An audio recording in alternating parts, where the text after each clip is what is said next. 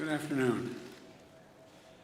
Last week I laid out what we need to do to beat the COVID-19 pandemic and the challenges posed by the Delta variant. This is a very different variant than what we've dealt with previously. It's highly transmissible and it's causing a new wave of cases. It accounts for over 80% of all COVID-19 cases in the United States today. Experts tell us that we're going to see these cases rise in the weeks ahead, a largely preventable tragedy that will get worse before it gets better. What's different about this surge from previous ones is we have the tools to prevent this rise in cases from shutting down our businesses, our schools, our society, as we saw what happened last year. While cases are on the rise, it's important to note we've not seen a comparable rise in hospitalizations or deaths in most areas of the country. That's because 165 million Americans are fully vaccinated, including 80% of the most vulnerable Americans, our seniors. The best line of defense against the Delta virus is the vaccine. It's as simple as that, period. The vaccine. I want to be crystal clear about what's happening in the country. We have a pandemic of the unvaccinated. Now, I know there's a lot of misinformation out there, so here are the facts. If you're vaccinated, you are highly unlikely to get COVID-19. And even if you do, the chances are you won't show any symptoms, and if you do, they'll most likely be very mild. Vaccinated people almost never are hospitalized with COVID-19. In fact, according to one recent study, 95% of overall COVID-19 hospitalizations are among those not fully vaccinated. And the data shows that virtually all the cases, hospitalizations and deaths due to COVID-19 are from the unvaccinated population. Last month, a study showed that over 99% of COVID-19 deaths have been among the unvaccinated people. 99%. That means if you're unvaccinated, you are much more likely to, 1, get COVID-19, 2, get hospitalized, and 3, die if you get it. This is a tragedy. People are dying and will die who don't have to die. The data is absolutely clear. As I've said, we have a pandemic of the unvaccinated. Think of it this way. 191 million Americans have gotten at least one shot, including 70% of adults over the age of 18.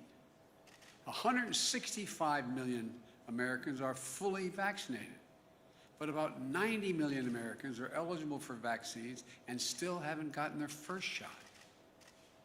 I think there's a clear link between the lowest vaccinated, I don't think actually, the lowest vaccinated states and the states with the highest case rates. This past week, the most vaccinated state in America, Vermont, has seen just 5 new cases, 5 per day of COVID-19 for every 100,000 people who live in that state. That means on any given day, only 30 people in the entire state of Vermont got COVID-19. Nearby Maine, which has vaccinated almost 80% of their adults, has seen just 6 new cases per 100,000. But the state with the lowest vaccination rates are seeing 10 to 20 times as many new cases per 100,000 people. It's moving like wildfire through the unvaccinated community. And it's heartbreaking, particularly because it's preventable. That's why we're doing everything we can to get more people vaccinated. And we're seeing real results. In the past 2 weeks, we've seen a 55% increase in the average number of new people getting vaccinated every day. In the last 7 days alone, nearly 3 million Americans have gotten their first shot. That's the highest 7-day total in a month. Importantly, over the past 2 weeks, the 8 states with the highest current case rates have seen a doubling of the number of people newly vaccinated each day. The message is getting through, apparently. Louisiana has seen a 212% increase in the average number of newly vaccinated people in that state per day, going from 3,600 to over 11,000 people vaccinated per day. Arkansas is up 99%. Mississippi is up 125%. Alabama is up 186%, going from 3,200 to 9,150 people vaccinated per day. This will make a big difference. These are encouraging signs. We have to continue our aggressive efforts to vaccinate the unvaccinated. Last week, I announced additional steps to incentivize Americans to get vaccinated, including calling on states to offer $100 for anyone willing to step up and get a vaccination shot. You know, and already Minnesota and New Mexico have done that. North Carolina announced its $100 incentive today. Places that have offered the $100, that'd be really good. I'd go back and get vaccinated 3 times. But all kidding aside, offered the $100 to get vaccination have seen an uptick of 25% in daily vaccination rates. We also announced that small and medium-sized businesses will be fully reimbursed for offering paid time off for their employees to get vaccinated, and for them to take a child or a parent to get vaccinated. And I announced some tough, sometimes unpopular steps to keep people safe and our economy strong. All federal workers must report their vaccination status or be subject to strict requirements. Any federal worker who does not attest to their vaccination status or is not vaccinated will be required to mask no matter where they work, test once or twice a week, socially distance, and generally will not be allowed to travel for work. I directed my administration to take steps to apply similar standards to all federal contractors. If you want to do business with the federal government, get your workers vaccinated. And I also directed the Pentagon to look at adding COVID-19 to the list of vaccinations that are required for our troops, because the others are required. I approved the Department of Veterans Affairs to require doctors, nurses, and other healthcare workers who care for our veterans to be vaccinated. And the good news is that now many are following the federal government's lead. In the past several days, states and local officials have come out to impose similar vaccination mandates. And the private sector is stepping up as well. Even Fox has vaccination requirements. I want to thank Walmart, Google, Netflix, Disney, Tyson Foods for their recent actions requiring vaccination for employees. Look, I know this isn't easy, but I will have their backs and the backs of other private public sector leaders if they take such steps. But others have declined to step up. I find it disappointing. And worst of all, some state officials are passing laws or signing orders that forbid people from doing the right thing. As of now, 7 states not only ban mask mandates, but also ban them in their school districts, even for young children who cannot get vaccinated. Some states have even banned businesses and universities from requiring workers and students to be masked or vaccinated. And the most extreme of those measures is like the one in Texas that says state universities or community colleges could be fined if it allows a teacher to ask her unvaccinated students to wear a mask. What are we doing? COVID-19 is a national challenge, and it must come together. We have to come together, all of us together, as a country to solve it. Make no mistake, the escalation of cases is particularly concentrated in states with low vaccination rates. Just 2 states, Florida and Texas, account for 1/3 of all new COVID-19 cases in the entire country. Just 2 states. Look, we need leadership from everyone. If some governors aren't willing to do the right thing to beat this pandemic, then they should allow businesses and universities who want to do the right thing to be able to do it. I say to these governors, please help. But if you aren't going to help, at least get out of the way of the people who are trying to do the right thing. Use your power to save lives. I've made it our first and top priority to have a vaccine available for every single American from the day I got elected. That was my priority. Let me be clear. We have a supply for every single American, and that will never change.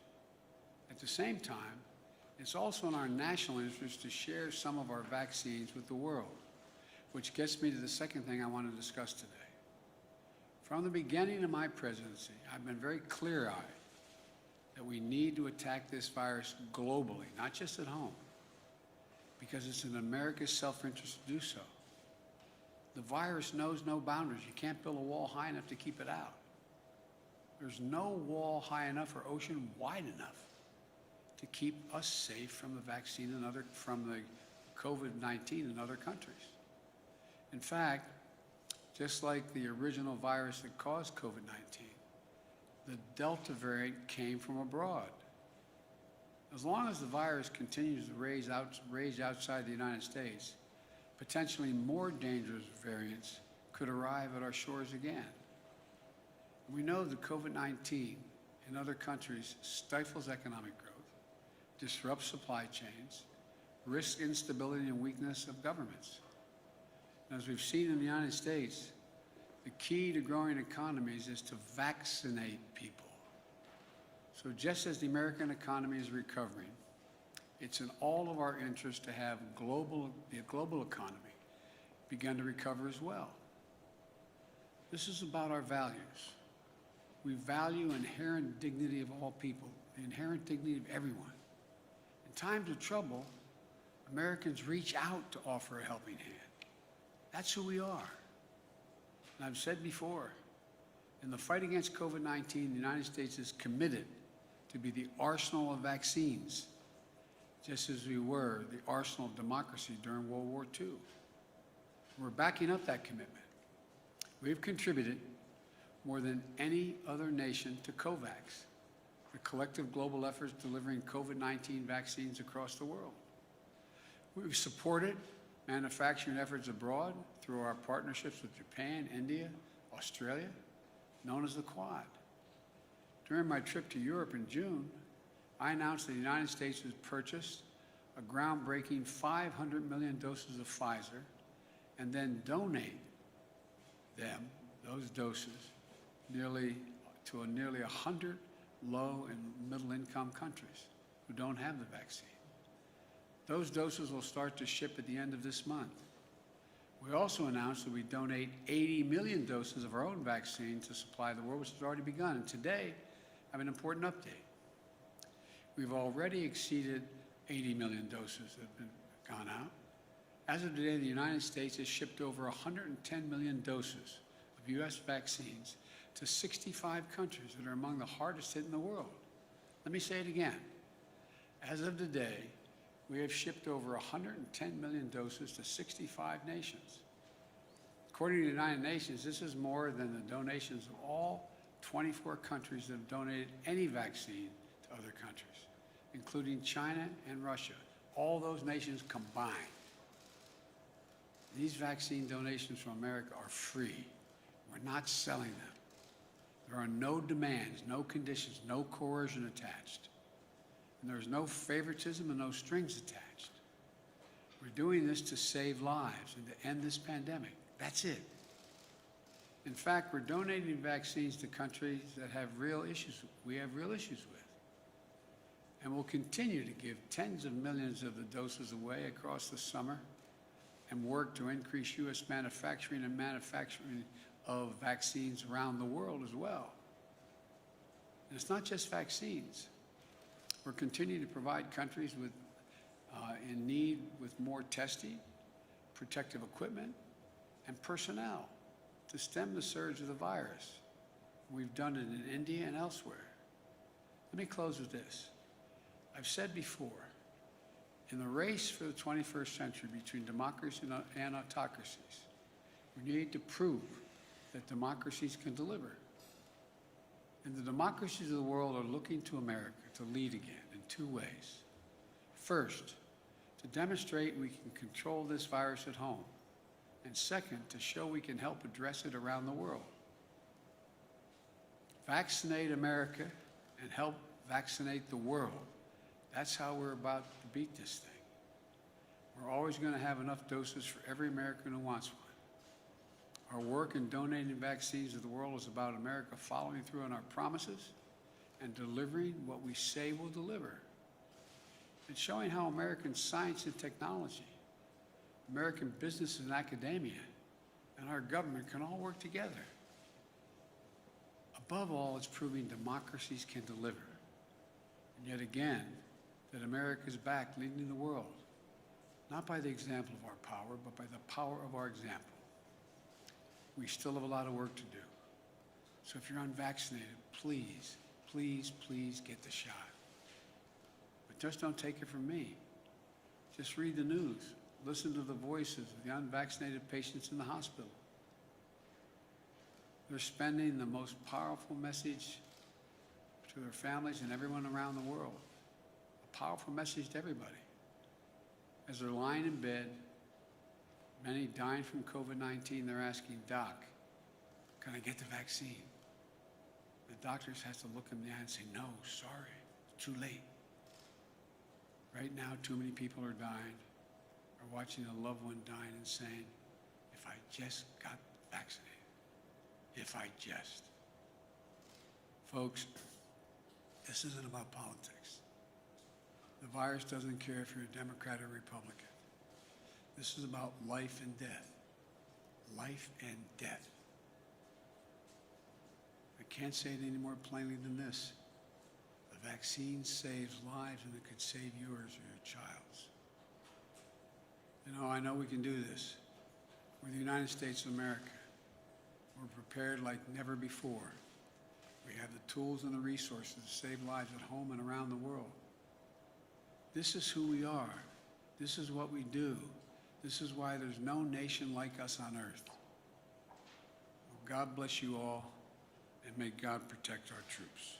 Now I'll take a few questions. Mr. President, I have a question for you on coronavirus, but first I'd like to start with the news of the day, given back in March you said that if the investigation confirmed the allegations against Governor Cuomo, then he should resign. So will you now call on him to resign, given the investigators said the 11 women were credible? I stand by that statement. Are you now calling on him to resign? Yes. And if he doesn't resign, do you believe he should be impeached and removed from office? Let's take one thing at a time here. I think he should resign. I understand that the state legislature may decide to impeach. I don't know that for a fact. I've not read all that data. And he's using a photo of you embracing him in his self-defense to say that these are commonplace kind of embraces that he made and the allegations against him. Do you condone that? Look, I'm not going to fly-spec this. I'm sure there are some embraces that were totally innocent, but apparently the Attorney General decided there were things that weren't. If I could ask you a question about the evictions. No, thank you. On the evictions and the moratorium that lapsed on Saturday night, what is your strategy to prevent potentially millions of people from being evicted from their homes, given what we are told your administration is considering a targeted moratorium is likely to face legal challenges? Any call for moratorium based on the Supreme Court recent decision is likely to face obstacles. I've indicated to the CDC I'd like them to look at other alternatives than the one that is in existence, which the court has declared they're not going to allow to continue. And the CDC will have something to announce to you in the next hour to 2 hours. On overseas coronavirus vaccines, should other high-income countries follow the lead of the United States and increase donations to low and middle-income countries? I think those countries that have been able to cover their population and have the ability to provide either dollars and or vaccine for the 100 or so poor nations that need help should do so. We had that discussion at the G7. A number of those countries said they were going to do that. Some have followed through. The point I was making is, though, I've kept the commitment, we've kept the commitment that we would do what we said, which is more than all the rest of the countries combined thus far. Mr. President, do you believe that Governor Desantis and Governor Abbott are personally making decisions that are harming their own citizens? I believe the results of their decisions are not good for their constituents. And it's clear to me and to most of the medical experts that the decisions being made, like not allowing mask mandates in school and the like, are bad health policy. Bad health policy. Mr. President, I have a question about something that you just said. I'm sure you do. Thank you. You just said there is no wall high enough and no ocean wide enough to protect us from the virus. So what is the thinking behind letting untested and unvaccinated migrants cross the southern border into U.S. cities in record numbers? There is, what we're doing, we have not withdrawn the order that is sometimes critical or criticized, saying that unvaccinated people should go back across the border. But unaccompanied children is a different story, because that's the most humane thing to do, is to test them and to treat them and not send them back alone. Follow-up would be just Mr. President, Mr. President. Mr. President, have you spoken with Governor Cuomo today? I have not. And then one other question on the virus. You just said we have to continue our aggressive efforts to get the unvaccinated vaccinated. Other countries have found a lot of success in requiring vaccines in public places.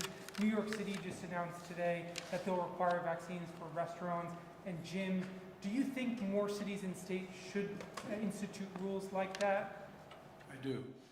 And are you going to publicly call on them? Should they institute a vaccine passport type system, or it's up to each city and state to figure that out on their own? I'm sorry, what did you say? Do you think that they should institute a vaccine passport type system or some sort of verification to use public spaces?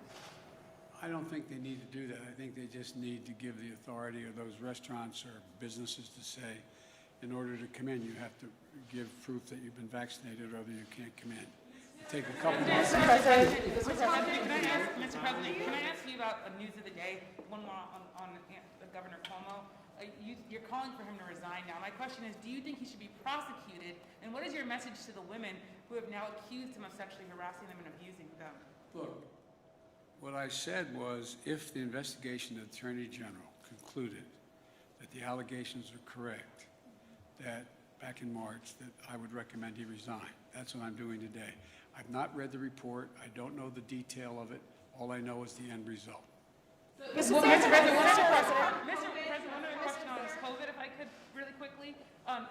It's the eviction moratoriums. Can you explain a little bit more why it took so long to have a possible eviction moratorium be put into place? There were people, this inspired on Saturday. I'm wondering, there are folks who are saying it took too long for this to happen. Well, look, the courts made it clear that the existing moratorium was not constitutional. It wouldn't stand. And they made that clear back in, I guess, July 15th or July 18th. In the meantime, what I've been pushing for and calling for is we have billions of dollars that we've given to states to provide for rent and utilities for those people who can't afford to stay in their homes because they can't, in an apartment, they can't pay their rent. And so we're urging them to distribute those funds to the landlords. I believe that would take care of the vast majority of what needs to be done to keep people in their apartments now. And so that's what we're working on. Some states have done it and some communities have, but they have not. The money is there. It's not, we don't have to send it out. It's been sent out to the states and counties. Billions of dollars for the express purpose of providing for back rent and rent the people who are in the middle of this crisis. And that's there. That's what we're pushing now. And we've been pushing that. That's the immediate thing to do. Take one more question. Mr. President, Mr. President, thank you so much. There was an expectation that you would be announcing again new vaccines to the world today, other than the ones you promised. Are you ready to send more vaccines to the world? And there is a delegation from the White House going to Brazil tomorrow. Are they bringing more vaccines? Are they announcing more vaccines to Brazil? No. Are they announcing more vaccines overall? Overall, and then to Brazil, if the delegation coming to Brazil tomorrow will be bringing vaccines. The answer is I don't know whether the delegation going physically has vaccines with them. We have provided vaccines to Brazil. Bringing the announcement, are they announcing there? Well, no. There's a need for several billion doses around the world. We have committed to over 500 million doses, and we're trying to provide for more and provide for the capacity of countries like India to be able to produce the vaccine themselves. And we're helping them do that. That's what we're doing now. And we're trying to, and by the way, it's free. We're not charging anybody anything. And we're trying to do as much as we possibly can. Thank you. Your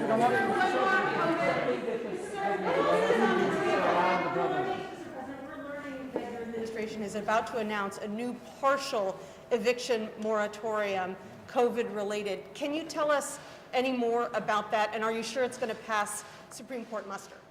The answer is twofold. One, I've sought out constitutional scholars to determine what is the best possibility that would come from executive action or the CDC's judgment.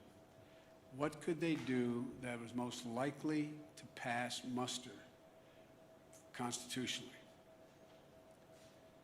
The bulk of the constitutional scholarship says that it's not likely to pass constitutional muster, number one. But there are several key scholars who think that it may, and it's worth the effort. But the present, you could not, the court's already ruled on the present eviction moratorium.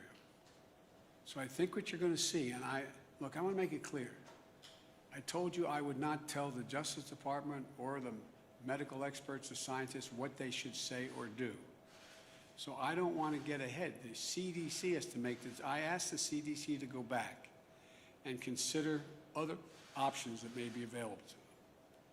You're going to hear from them what those other options are. I have been informed they're about to make a judgment as to potential other options. Whether that option will pass constitutional measure with this administration, I can't tell you.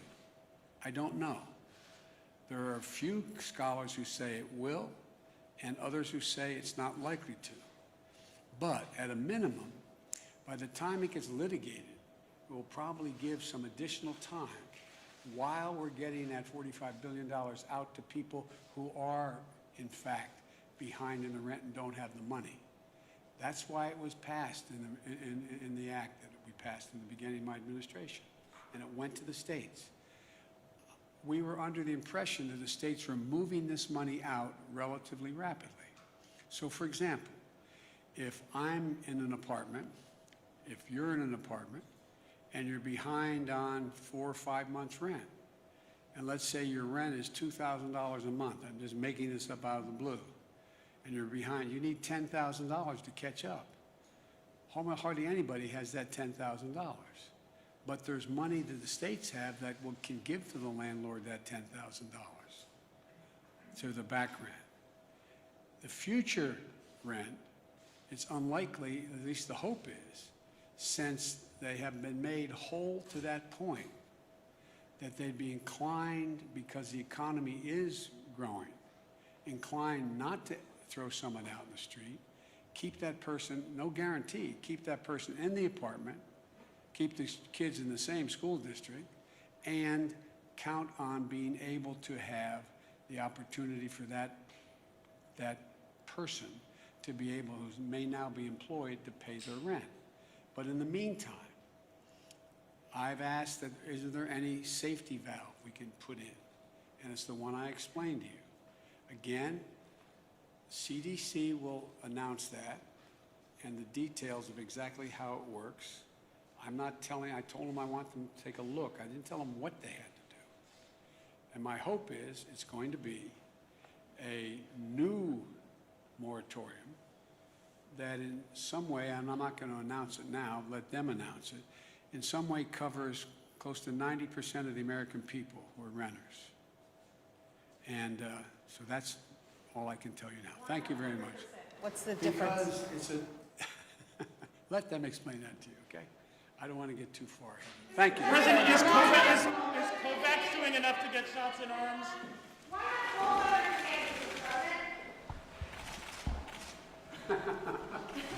To say happy birthday, what? I mean. To deliver the message that you seem to be delivering. He knows the message. He knows the message. We had a little discussion when I was down there. He knows the message. He's What are you decided. saying in that discussion? See you all later. Oh, I got my mask. Okay.